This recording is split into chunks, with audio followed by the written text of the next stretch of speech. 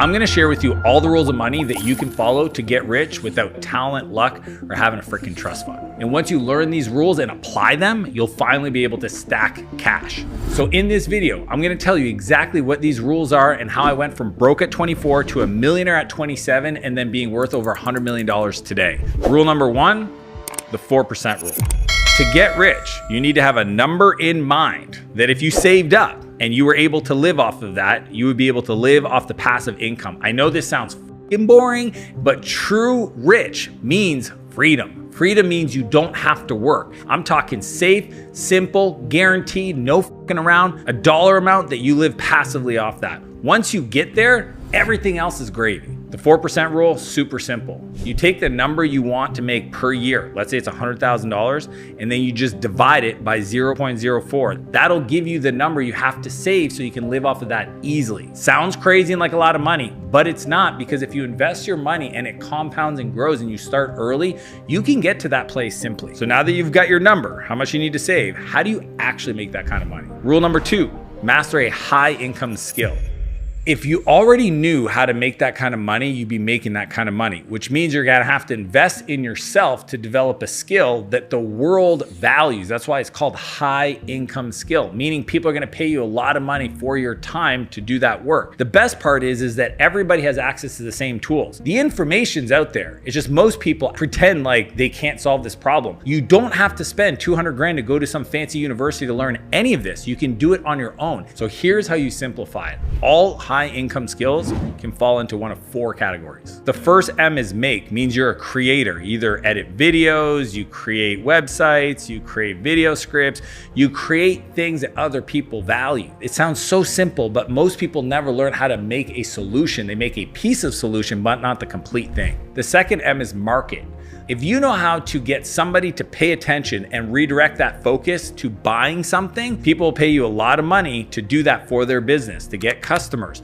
Even more important than the next one, which everybody talks about, which is monetize or sales. Like the ability to talk to somebody and get them to part with their money, incredibly valuable. But if you're asking me which one's more valuable, marketing or sales, marketing's more valuable. Sales is just easier to learn. And the final one is manage. People will pay top dollar to have somebody come in and manage a project, manage an outcome, manage a problem for them. So the way I look at it is four components, and you can look up Ikigai. What do you love? What are you good at? What does the world need? And what can you get paid for? If one of those four seems like a default for you, maybe it's marketing or making or monetizing or managing stuff, the key is mastery. Decide to be the best in the world at it and stick with it for at least 1,000 days. Like go all in and find somebody to pay you to do that work. But here's the deal. Even a high income skill won't make you rich if you don't own anything. Which brings us to rule number three. Don't work for your money, make your money work for you.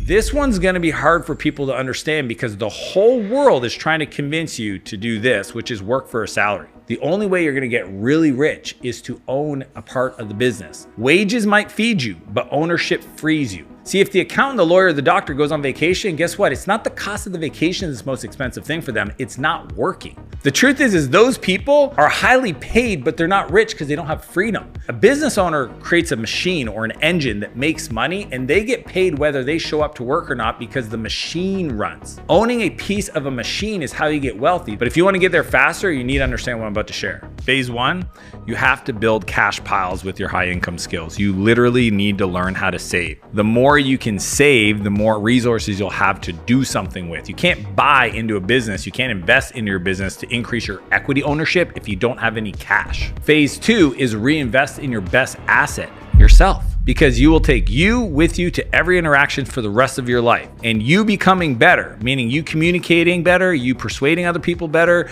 you getting other people to support you in your dreams, that investment will pay off dividends way bigger than any other business investment. Phase three is to invest those profits or that cash into assets. That's the ownership side. For most people, the simplest thing to do is buy a low-fee index fund, like a Vanguard for the S&P 500, something simple. My son Noah literally has 70% of his savings in an S&P 500.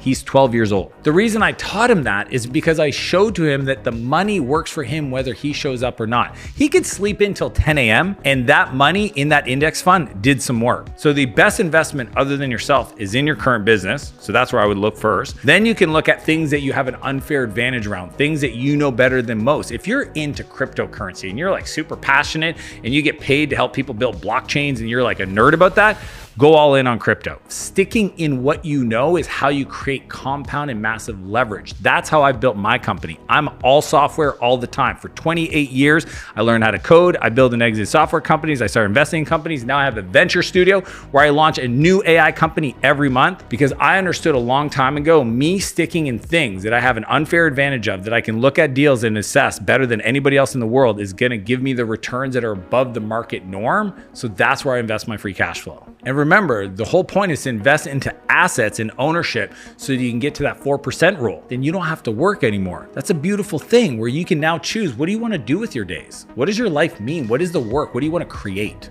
That is the true meaning of being rich. If you don't own anything, you'll be stuck renting forever. But even with your money invested, how do you multiply it even faster to actually get rich? Which brings us to rule number 4. We have to use leverage, not labor. Leverage means putting a little bit of effort in and getting a massive result. So there's this guy called Archimedes, which is like a Greek mathematician. He has a quote. He says, "Give me a lever long enough and I can move the world." That is leverage. This really hit home for me when I was 28 and I moved to San Francisco. I struggled, man. I literally, my company that finally made me a millionaire also cost me everything in my life, my relationships, my health, my mental sanity. And I almost decided to never start a business again until I met a guy named Naval Ravikant. And talking to him, he's the one that introduced me to these ideas of leverage. Every entrepreneur that masters these 4 areas have unlimited potential of creating in this world without creating massive pain in their life. If you master these 4 skills of leverage, then you can be as rich as you want to be. So the first C is code. Think about software, think about automation, think about AI today. If you can learn how to use technology to get things done, set it up, workflows, automation, you have massive amounts of leverage. A little bit of work today means that it gets done forever. The second is content. When I look at a playbook, a checklist, that's a piece of content, but that content can create a recipe that can have somebody else do something for you 1,000 times, 1,000,000 times without taking any more of your time, right? When I look at the videos that I create here, I can use this video right here to share with all the young men that I mentor in my Kings Club program so that they can learn how to get rich. I shoot this video once and it can be seen by 10 million people, massive amounts of leverage. The third is capital. And capital is about how do I use my money to create more money. So if you think about it, if I have money and I can run ads, I can hire people, I can invest that into opportunities that's going to generate returns, then I can have my capital work for me. I can get massive amounts of leverage. And the fourth is collaboration. It's how do you work with other people? You know, people want to see good people win. People want to help people where they can make money with them. So learning how to partner, learning how to recruit, learning how to manage people, the emotional intelligence of other humans, that skill creates massive amounts of leverage. Think about like all these luminary people like Gandhi and Oprah and The Rock even, or Ronaldo if you're a soccer fan. Those people, because they understand how to communicate, can get things done in the world that nobody else can. That's leverage. It's so cool because leverage is like a volume knob for your skills. If you want to get more done, then you just have to like learn how to ramp up your skill and put the volume up. The more volume you go up, that's the effort that goes down. The bigger the outcome on the other side of that is going to be. And then when it comes to hard work, the hard work adds, but leverage multiplies. See, that's why I call them multipliers, is that you can work as hard as you want. The guy that's changing a roof or digging a hole in the ground, he's working hard. If he understands how to get leverage, he's gonna get more done. Your effort stops looking like adding and you start multiplying your outcomes. And in fact, the biggest leverage for most people, and this is true for me, is hiring an executive assistant. Somebody that can buy back 10, 15, 20 hours of your week doing mundane tasks, things that don't add value to your work, don't add your skill set, don't teach you how to invest your money. Most people struggle with understanding what to give them, but multiplication is useless if no one sees you. So that's why we have to master rule number 5. We have to get distribution over creation. Having a great offer, something to sell, without an audience is just like having a secret that nobody knows about. You have to build the distribution engine. You don't want to be the world's biggest kept secret. You want everybody to know about you, everybody have the opportunity to buy your high income skill. One of my portfolio companies at Martel Ventures is called Precision. They have one of the best products in the world that helps a business understand their numbers and give them very tactical strategies using AI based on the best practices and the benchmarks to fix the business. But without a distribution engine that we built together, no one would know that. They wouldn't have any customers. So just because you have the best product, it still needs a way to get distribution. So here's how you can build your distribution plan today. First, we have to pick one channel. Everyone gets held up because they're trying to pick the right thing. I've learned it's not about picking the right one, it's about picking one and making it right. Everyone you know that's one at the highest level picked one. Joe Rogan, podcast. Somebody else, LinkedIn. For me, Instagram. Those are my platforms. Those are the places where I decided to go all in and be masterful and do that. And then with the resources, I could do other things. So you got to pick one. The second is we have to make sure you post daily. Consistency becomes the foundation for growth. The thing that holds people back from getting an audience or building distribution is they're just not consistent. And I'm gonna break your heart if you don't want to hear this, but I'm talking about for the rest of your life. If you lead with free value, giving away your best stuff, I'm talking the best stuff, because information should be free, implementation is paid.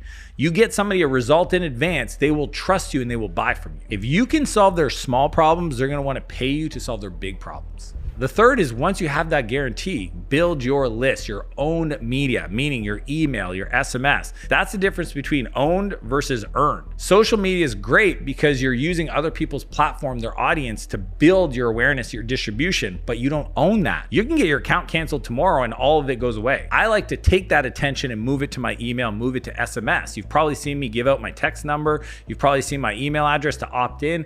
That way I can build a personal relationship with the audience where the platform can't take that away from me. And finally, number 4, and last but definitely not least, you have to integrate your promotion into the content. Meaning, I need you to figure out what is the skill that you want to sell, what is the service you want to sell, and integrate it into the value of your content. That feels great. That means that what you do and what you teach and the value you give and what you sell is aligned. Think about Mr. Beast. He sells chocolate bars. You're watching a Mr. Beast video, and then he has an integrated play into the chocolate bar that usually is on the theme of the video that you're watching. It's not like he's like, hey, eat my chocolate bars. He's saying, and now they've got these chocolate bars that they can eat while they're stuck in this freaking hole for the next 60 days. And that way there's a promotion on the product that feels integrated into the content. For example, if you're teaching somebody like how to write great copy in an email or how to do a sales call, while you're teaching them, you can just say, and for example, most people get stuck with these problems. If you want my help to overcome that issue, just message me. You literally go find me on Instagram and you'll watch me do this all the time. Most people just think it's content, but it's integrated into my value. Virality is luck,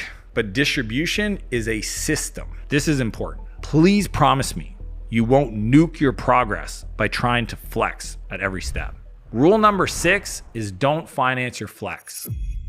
Debt for assets, that's called leverage. Debt for lifestyle, that's a hole you'll never get out of. One of my mentors a long time ago, he said to me, he said, making money is easy, keeping it is hard. If you make $1 million a year, but you spend $1.1 million a year, you're always gonna be backwards. Learning how to use your cash flow from your assets, finance your flexing, is the key. And I get it. Everybody's like, yeah, but you're only young once.